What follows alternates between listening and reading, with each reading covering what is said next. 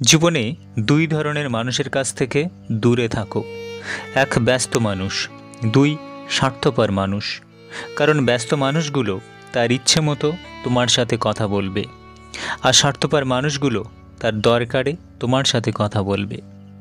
মানুষ যেদিন অন্যের ভুল ধরার চেয়ে সবার আগে নিজের ভুল ধরতে শিখবে, সেদিন প্রকৃত মানুষ হবে। একটা ছেলের জীবন আর একটা মেয়ের জীবনে অনেক ফারাক। একটা মেয়ে কান্না করলে তার চোখের জল মুছাবার জন্য হাজারো ছেলে হাজির হবে, আর একটা ছেলে কান্না করলে শুধুমাত্র তার মাই এগিয়ে আসবে। ভদ্রতা একবার, দুইবার, তিনবার দেখাবেন। তারপর যখন দেখবেন আপনার ভদ্রতাকে অন্যরা দুর্বলতা ভেবে আঘাত করতে শুরু করেছে, তখন আপনার ভদ্রতা পকেটে রেখে তাকে তার ভাষায় জবাব বুঝিয়ে দেবেন। দেখবেন সে খুব সুন্দরভাবে সব বুঝে গেছে। খুব নোংরা জলকে যেমন ফিল্টারেও পরিশোধন করা যায় না, তেমনি খুব বেশি খারাপ মানুষকে ভালোবেসেও ভালো করা যায় না। এদের ত্যাগ করা উচিত, না হলে নিজের ক্ষতি।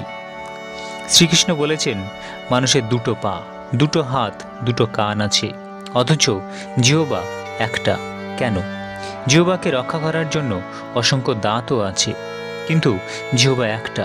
কারণ জিহ্বা দিয়ে বের হওয়া একটা সঠিক শব্দ তোমার জ্ঞানের পরিচয় দেবে, আবার এই জিহ্বা দিয়ে বের হওয়া একটি ভুল শব্দ তোমাকে নরকে টেনে নিয়ে জানবে।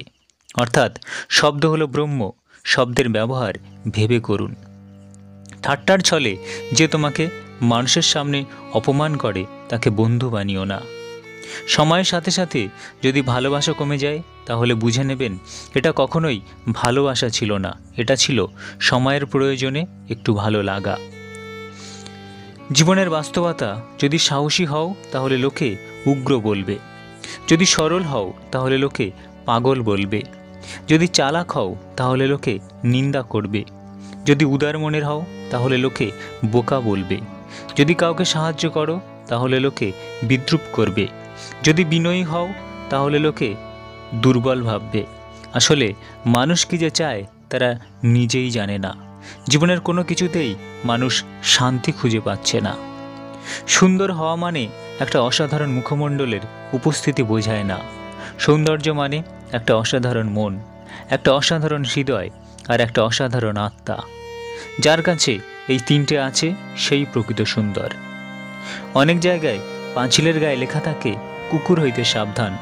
সমাজের কিছু বিষাক্ত মানুষের গায়ে যদি লেখা থাকতো, মানুষ হইতে সাবধান, তাহলে মানুষেরা রক্ষা পেত।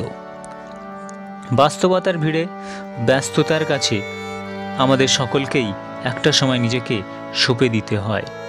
মেসেঞ্জারে পিছিয়ে পড়া মেসেজগুলো যখন পড়বেন, তখন হয়তো কারো জন্য চোখের পাতা ভিজে যেতে পারে নিজের অজান্তেই। হঠাৎ ভার্চুয়াল জগতে প্রিয় হয়ে ওঠা বন্ধুটিও একদিন হারিয়ে যায়। একদিন মেসেজ না করলে রেগে যাওয়া মানুষটিও দিনের পর দিন মেসেজের রিপ্লাই দেওয়ার মতো সময় হয়তো পায় না।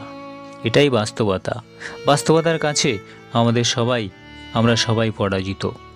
কেউ চুপ থাকা মানেই এই নয় যে সে বলতে পারে না। কেউ হাত জোড় করা মানেই এই নয় যে সে হাত মুঠো করতে পারে না। কেউ শান্ত মানেই এই নয় যে সে ঝড় তুলতে পারে না। কারোর বাহ্যিক রূপ দেখে তাকে বিচার করো না।